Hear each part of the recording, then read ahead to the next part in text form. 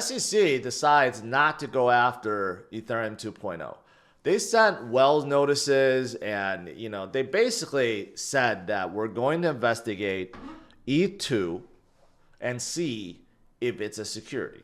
And ETH2 is different than ETH1 because ETH2 is proof of stake and ETH1 is proof of work, just like Bitcoin, right? So many thought that, well, there may be a chance that even though before Ethereum was deemed a commodity, they might deem it a security now, right? Even Consensus themselves have sued the SEC for clarification because they want to know if this is something that they're really going to do, right? Get into a multi-year battle over whether or not Ethereum 2 is a security.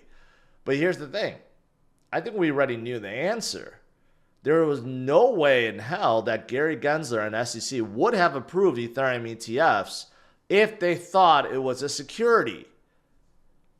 It wouldn't make any sense, right? So whatever happened behind the scenes, right? And I speculated this, that, Gary, maybe it's like, I'm on my way out, or, I need a cushy job somewhere or whatever, right? He decided to allow Ethereum ETFs to come to be. So that actually surprised me because I really thought it wasn't going to happen this year, and it came so suddenly.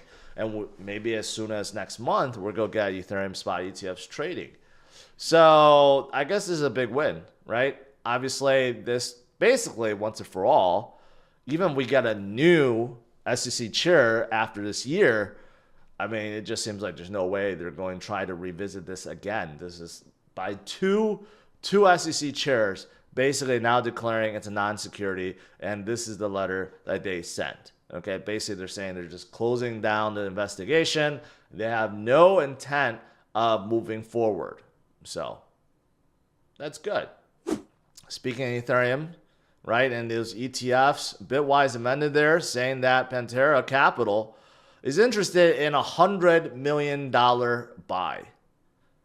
Again, showing you that there is definitely interest. If there was no interest in Ethereum spot ETFs, those fund makers would not be coming out with them. So I do think that this will be a big catalyst for not only Ethereum, but also for Bitcoin, the entire market, once this starts trading. $100 million buy, that's just the beginning. Look at how much have gone into the Bitcoin spot ETFs. Of course, Bitcoin is different though. Bitcoin is a big daddy, but still, we're talking about 70 or 80 billion dollars so far within 4 months. Can Ethereum capture a few $1 billion in their ETFs? Sure. And this was also posted that you have Hashdex, who's a very small fund manager, but they're coming out with a dual Ethereum and Bitcoin ETF.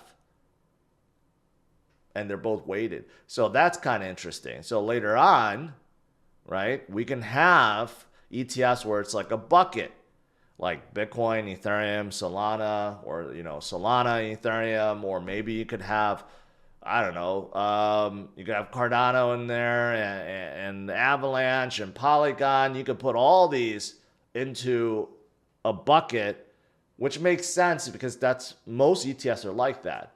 You have a real estate ETF, you have like emerging markets ETF, and those are just combinations. Or you could have tech ETF. Those are just, buckets of many assets or other ETFs. So that could certainly happen in the future. A lot of banks, BBVA and others, have said that if you just have even a small amount, okay, just a small amount of Bitcoin or Ethereum, it is going to greatly improve your portfolio. Michael Saylor believes this, but he doesn't have a small amount. He has a very large amount. And many others, like Paul Tudor-Jones and Bill Miller and even Robert Kiyosaki, they all think that Bitcoin is the one to hold, right? But you don't have to take their word for it.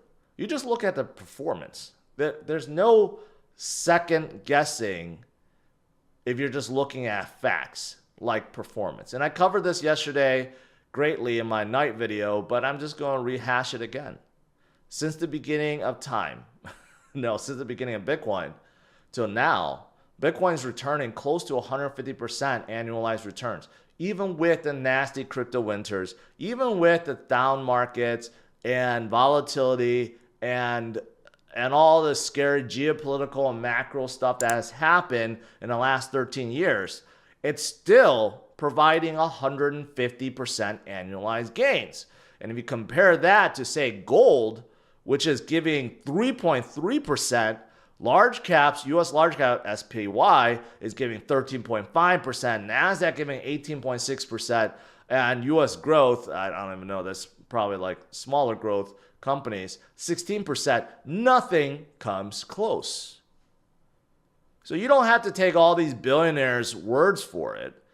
Okay? You just have to look at the facts. The facts are that nothing outperforms Bitcoin. It's the greatest hedge against inflation and the greatest store of value that we have. It's just really that simple. But with that said, we do have a little volatility right now, right? We are going through a period where it's a little bit scary. Why have we gone down once again? We have seen this many times in the last 3 months, since March till now. We had a lot of volatility. We have been going sideways, and we have been unable to break our previous high formed in March of 73,000. Well, it's because whales have been selling. Over 1 billion in the past 2 weeks. And who are these whales? Well, miners, big whales that hold enormous amount of Bitcoin, right? They have primarily been the ones selling. And yeah, actually it's more than 1 billion. It's more than 1 billion. 1.2 billion. 1.2 billion, okay? Now, why would they be selling?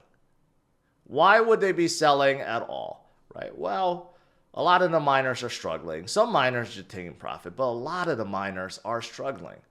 It is so difficult to mine in Bitcoin now. It's so hard. It's double as hard as before. So a lot of them are selling. There are some, maybe, that are selling, long-term holders that are selling. Although I really don't buy that long-term holders are really selling, because all the other charts that I've shown you guys that show the number of Bitcoin being held, 5 years, 3 years, they're still going up. 7 years, 10 years, they're going up. If you want to comment on anything I've said in this video, make sure you head over to the Roundtable. The Roundtable is a new social media platform created for conversations. And best of all, it's spam-free, bot-free, unlike here on YouTube. And you could have conversations with me and others like Altcoin Daily, Scott Melker, Mauro Nafal, and many others are joining daily. And you also get rewarded in tokens for doing so. So check out the new Roundtable. Click the link in the description below.